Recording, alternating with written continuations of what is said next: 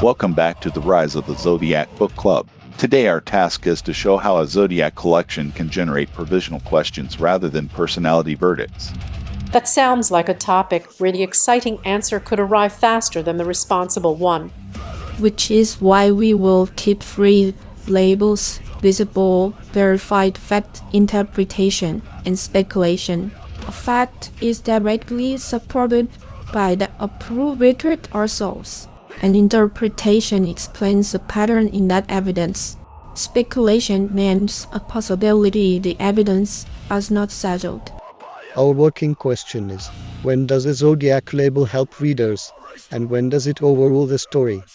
We will stay inside the episode's approved spoiler ceiling. We will identify only the evidence needed for the lesson, avoid unapproved endings, and preserve every uncertainty that matters. Zodiac Index.csv records 156 Gemini stories. That is a verified statement, but it still leaves us with a choice about how much weight to put on it. I'm marking it as fact first. Any claim about meaning goes on a separate line so confidence cannot leak from the record into the interpretation. The index boundary labels are ROTC24ls12.txt and ROTC13ls1.txt. That is a verified statement, but it still leaves us with a choice about how much weight to put on it. I'm marking it as fact first. Any claim about meaning goes on a separate line so confidence cannot leak from the record into the interpretation. Exactly 156 story index rows carry Zodiac equals Gemini. That is a verified statement, but it still leaves us with a choice about how much weight to put on it. I'm marking it as fact first. Any claim about meaning goes on a separate line so confidence cannot leak from the record into the interpretation. Put those together, and we have a real evidence for, not a complete theory. That distinction is generous to the listener. We are not asking anyone to pretend that an index row is a scene, or that one vivid phrase proves a whole cosmology. It is also generous to the tenant. We do not make the source say more than it says merely because a larger claim would be convenient. Let's name the shortcut directly. Membership is not a personality diagnosis or a destiny claim. Why is that shortcut so tempting here?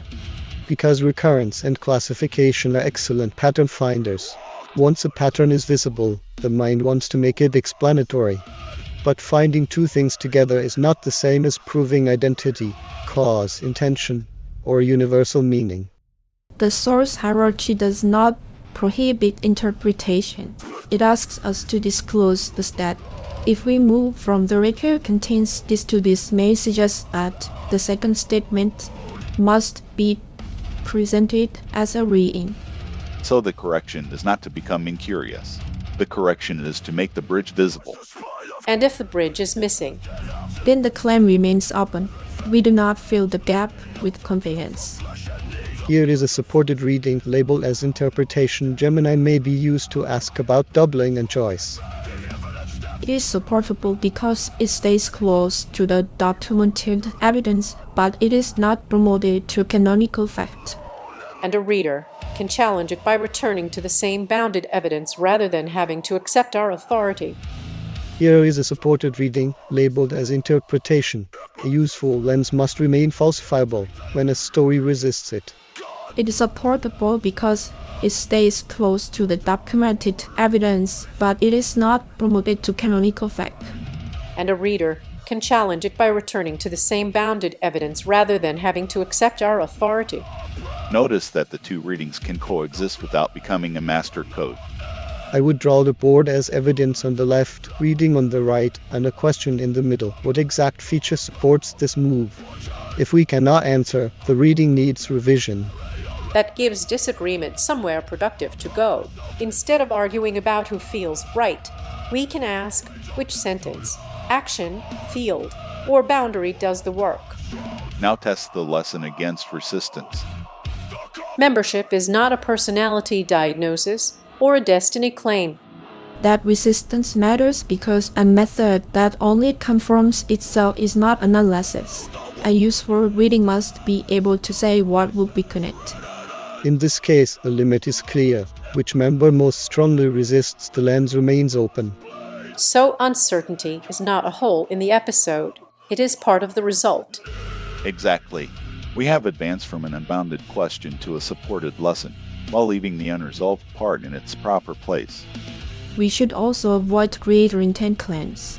Story, behavior, and metadata can support observations about the work. They do not automatically tell us why Jeremy made a choice, what private method he used, or which interpretation he prefers. Let's make this reusable. What should a listener do the next time a pattern appears? First, identify the stable object, a file name passage, indexed assignment date, or artifact record. Second, state only what that object directly establishes. Third, propose a reading with an interpretation label. Fourth, look for a resistant example. Fifth, preserve what remains unknown. And check the spoiler cost before bringing in more stories. Yes, more evidence is not automatically better if it exceeds the approved scope. The strongest lesson uses enough evidence to be responsible, not every available detail. That keeps the conversation educational rather than encyclopedic. It also prevents metadata from swallowing prose. Indexes help us locate and compare. Stories remain the authority for what happens in the stories. I like that the method does not demand agreement. Two people can share the evidence floor and still weigh an interpretation differently. Provided they do not belabel preference as fact. What changed between the beginning of this conversation and now? The topic became smaller and stronger. We stopped asking for a total explanation and found a bounded claim the sources can actually carry. We also found a boundary case. That matters because the lesson now tells us where not to use it. And we preserve the unresolved proposition, which member most strongly resists the lens remains open. That is the season's larger discipline. Reading across a large canon does not mean making every recurrence identical. It means comparing carefully enough to notice both connection and difference. Verified fact, Zodiac index.csv records 156 Gemini stories. Supported interpretation. Gemini may be used to ask about doubling and choice. Unresolved or speculative, which member most strongly resists the lens remains open. Method. Retrieve carefully. Compare within scope. Label interpretation. Test resistance. And leave uncertainty visible. The satisfying part is that restraint did not make the episode empty. It may be insight traceable. Evidence gives us a shared starting point. Interpretation gives us room to think. Clear labels keep one from impersonating the other. And the open question is not discarded. It becomes the next honest question rather than today's invented answer. That is where we will leave Gemini as a lens for doubling and choice, with a stronger way to read, a bounded conclusion, and canon still intact.